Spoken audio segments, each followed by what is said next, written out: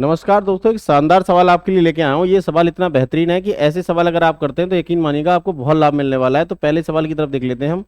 कह रहा है कि यदि 7 अंकों की कोई संख्या हमारे पास है जो ये दे रखी है 11 से अगर विभाज्य है तो x और y के योग का कोई भी एक मान इसमें से क्या हो सकता है। तो हमने कहा चलो देख लेते हैं।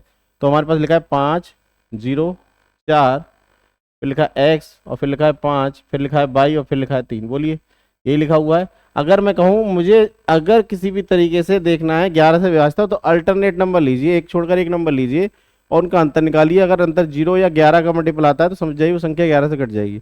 यहाँ पे अगर मैं देख रहा हूँ तो मुझे समझ में आ रहा है कि सबसे पहले 5, फिर 4, फिर 5, फिर 3, ये बनेगा हमारे पास। तो मैंने कहा 5 हो गया, 4 हो गया, फिर 5 हो गया और फिर हमारे पास कितना आ गया 3। अगर ये टोटल करते हैं तो हमारे पास बनेगा 17।